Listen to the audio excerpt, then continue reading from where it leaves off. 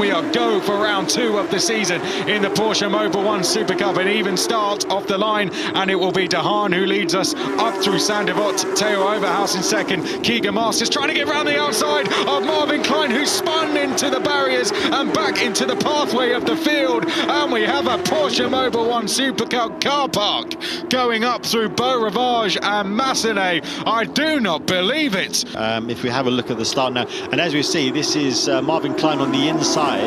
There's Keegan Masters going. Yeah, he's just a bit of a ambitious move there around the outside of Marvin Klein. Yeah, there was a door closing, wasn't there, on the outside, and he was trying to go through it. Let's have a look again. Yeah, Keegan Masters just going round the outside there, and I don't think Marvin Klein would have seen him coming around the outside. It just went to take his normal line up to the wall, and there was a cut. And what happened behind? Gli è andata bene ad Alessandri, è rientrato in pista senza nessuna problematica, mentre qui c'è la vettura della quella di Abbati che è stata portata Alessandri con la sua 296. Into second place in the Porsche. There's a car spinning in the background. That's Moritz Verstappen. The Mercedes spinning out of 4th place and into the gravel trap. Hope he can keep it going. Yes, he can. And cheering and watching from behind a pillow, I should think, for a lot of the time. Marco Wittmann had a solid day at Oschersleben with a 6th and an 8th. Oh, a spin for Bortolotti and under investigation, an incident between Bortolotti and Vermeulen. So they're having a look at that. So that was a replay. Quiere tomar la punta de la carrera, ahí está Nazareno, se van apretando, cuidado, ahí se abrió, y a Mantiri atrás, uy, qué golpe, se pegaron, chicos, cuidado, salió, el auto verde, el otro perdió la trompa, bueno, qué desparramo se armó, Leo. Casi se enganchan adelante, se terminaron enganchando detrás, maniobra extraña en el medio. Estefano Cañolo, el hijo del Tato, el de Mendiolaza, Córdoba. ¿Te acordás del Tato Cañolo? Corría en Turismo Nacional. Bueno, una pena, porque muy prematuramente se quedan afuera de carrera y con una maniobra que después seguramente veremos en detalle, pero se deben haber enganchado los autos. Bueno, ver la reiteración de imágenes cuando se venían apretando ahí Fernández y López y atrás enganchando. Auto verde es el de Cañolo, lo mismo con 42 laps to the right of screen. Victor Martins to the left of pole sitter Alex Dunn, and we are go here, and it's taken a load of drivers out there. Our championship leader Alex Dunn out of the race. Red flag to compete. Let's find out what happened here. In fact, that's turn 1. Well, Aaron Mason did go round. That happened at turn 1. Yeah, he just clipped the inside. So it was an odd place to go off, but he's just clipped the inside wall in Casino. That's then sent him in. Look what happens to Brasky. Oh, we can hear it. The first corner, officially speaking, is that little left-hand kink. The Curva Grande will be the real point of interest. It's effectively almost flat out and single line under normal circumstances, but here they're too wide. How is it all going to work out? You see that Jill Linster and Mario Ercli are both there on the grid, but at the sharp end it's Thomas Chrysonis that gets a good launch. Chrysonis should lead them into the first corner, although Dubek is right there with him. Oh, we've got someone off the circuit. That looked like Gambarotto off track there. Mario Ercli, Jill. Isn't it? That's where you've got to leave it all on the line, and you cannot blame drivers for trying to take that extra little bit of apex speed. Sebastian Montoya with a great qualifying effort there and an honest mistake through the mid corner of the second part of swimming pool. He's 14th in the championship. He had a real chance at pole there, and he gave it everything. Luke Browning, he will be on the front row for the sprint race in the top 5, but furious with himself that he has missed out on the chance of a pole position. Yeah. So. Happened in this incident. We're hearing we've got Alex Dunn also there. Let's find out what happened, Alex. So Villagomez is the orange and black Van Amersfoort in the middle. I saw them squabbling. Dunn tries to go up the inside in the final corner there, just to try to take track position. Villagomez doesn't want him up there. This guy, I swear, he just pushed me into the wall. Bizarre. and frankly, pretty avoidable incident at the beginning of qualifying there.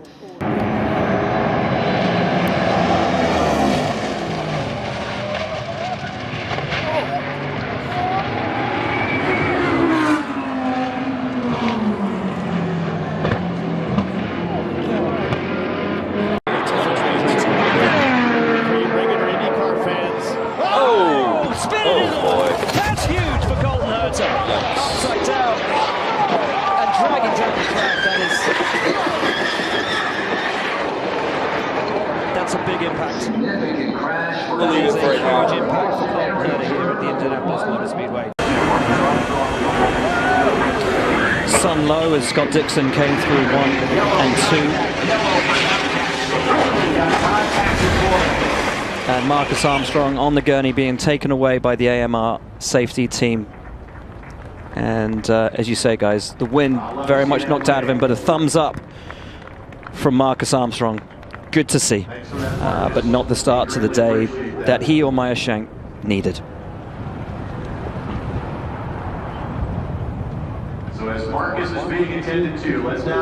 Os pilotos estão numa dança de cadeiras intensa. E agora um toque,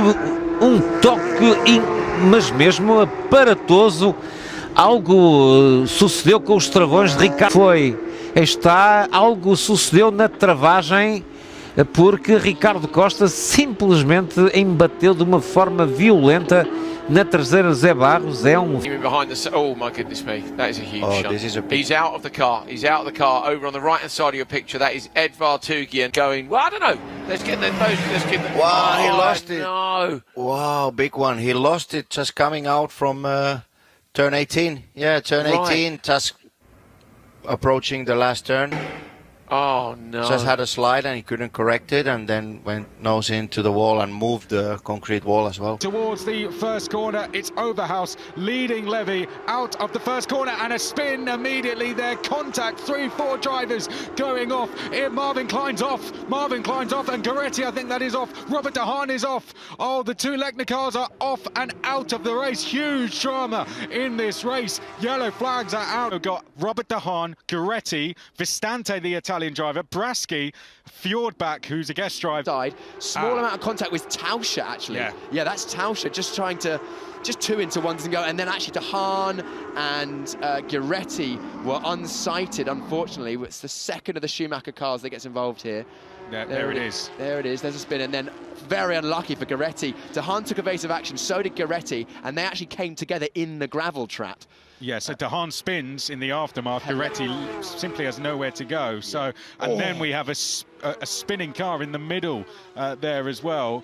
That was, I believe, for Stante, and then there is a collect. So we're already checking out. De Haan, so unlucky for De Haan. He just got clipped by Tauscher, and then Goretti here, as soon as he gets in the gravel, nowhere to go. Oh, mate. Certainly a red flag.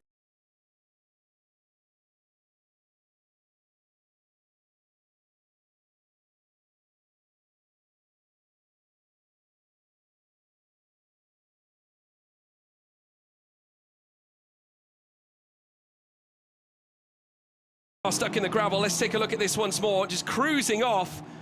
It all happened way before coming into the Lafanier chicane.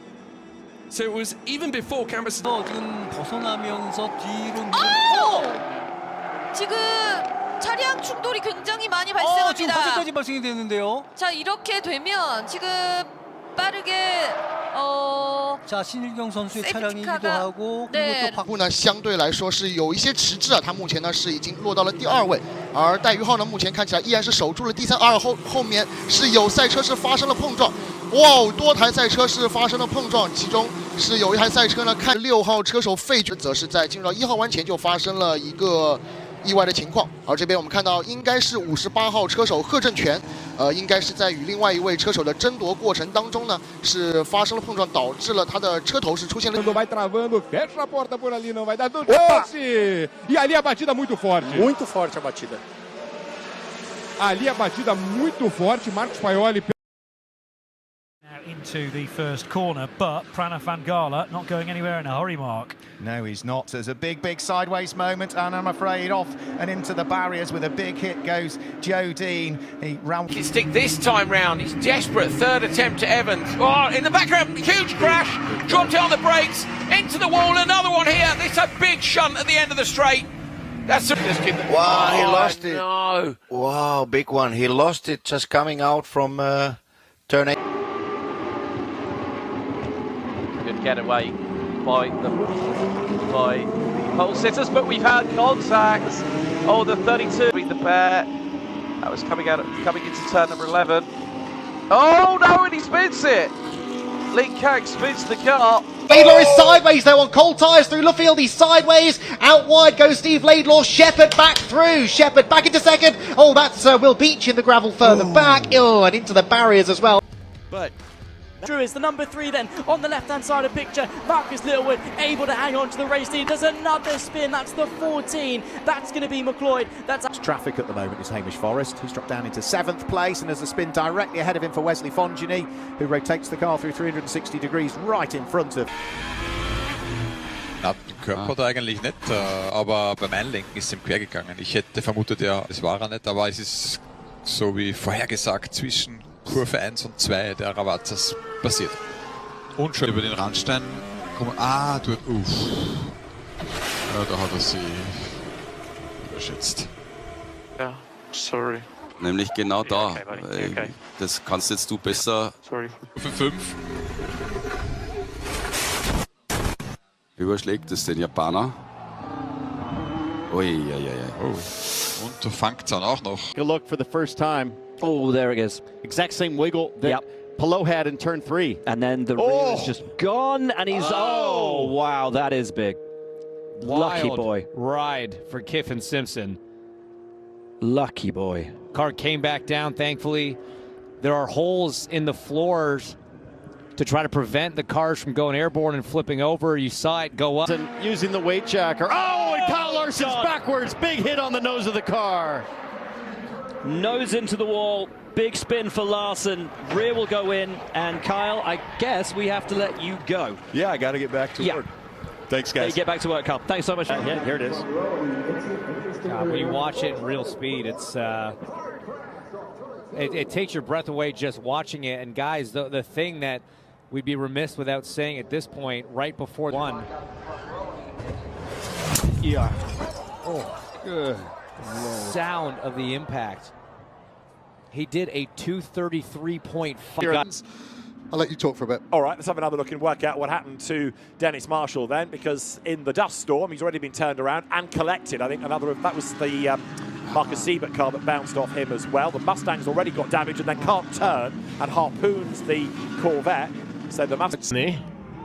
Oh, that's a big one in the background. That's a huge one in the background. That is a 2-9. Got a little bit of traffic there to deal with, though, and this is not ideal. Oh, my goodness. Contact, and that's with Max. Witnessed that during our picture-in-picture moment. And Oregon also having a car go in and for a spin. Robin Regal's. We'll take a look at the replay again, and just getting pivoted around, dipped his toes into the gravel, reversed, and just slingshotted the front end straight into the barrier. So that, especially that we've come to expect being at the highest end of the order. So first, well, it looked like the Giltair went off first. Off went Clero. It wasn't contact necessarily. Briefly on the escape coming out of turn 1. There is the first Prema car. It might actually have been Jack Beaton who might have come out in all of this. Pack. And over the top of Blanchimont, over the top of Radion is absolutely... The 19 Oregon car now finding himself around, obviously was 13th place, as we're currently seeing it on time in tower, and it was contact with Marcelo Ramirez on the 65 of Heiko Neumann, so he didn't... This was the battle I was expecting, remember Schiller? Oh my goodness. Oh my goodness me. Stewart's inquiry. I would imagine the steward to be taking Amir Naran car, who's... oh my goodness me, that is a huge impact. We didn't actually see that on the live broadcast, but coming to fate. Categorically, just behind his brother. But he's got to find a way past the Honda before he can make that happen. Oh dear, that's going to be a big one, and it is indeed. Marco Butti nose first into the barriers. Some kind of drama for the big contact. Hopefully, the Italian driver is all okay after that one. We don't like to see this kind of thing at all, and yeah, that is a big impact with the barrier. Some promise here, and just around there, just too much acceleration and just too much tightening of the hands if you're coming off the... Down, we go on board with them. Let's see what happens. Got Lamborghini in front. So far, so good. Slightly late on the brakes as a wiggle of oversteer. And we've seen that, haven't we, with F1 cars. There's plenty of drama in bronze, even on the penultimate lap, as Dylan Pereira got turned around and then jumps to. That forces Lecen wide across the gravel. He harpoons the Porsche. The Cayman gets turned around, and that's in a really awkward place. It's been hit again. So Nikita Johnson to the outside using DRS into the opening corner at Tarzan. You've got Schwarzer who's down the inside. He's made contact, and there goes the spin. So this is the flight, but just about inside the top 10. These are two drivers that expect to work their way through. Big off there for Flynn Jacks. Let's take a look at this. Kai Darianani defending down to the inside. Gianmarco Prado. I've got to say, I'm not a racing driver. Piers Pryor decided to go and do some other things. I think you might have heard of it, Formula 3 and stuff like that, yeah. Big chances right now and risk having contact. Oh! Dropped the wheel. And around he goes into the tire barrier. Fitzpatrick. Car comes out for Q2. Over the brow, rode the curb, got all unsettled. Big lose. Back themselves ready for Q2, where Philippe Pret accelerated out of the pit lane, and the car suddenly swerved. Team coming up through Eau Rouge and rally on. The car looked like it was all sorts coming through the those very. I mean, the elevation change can really catch you blindsided. But trying to get the car to the stop. I mean, I wouldn't be one manufacturer to then all of a sudden having four is quite a gain. Well, here's the view from Ed Pearson as he avoided the damage kind of across.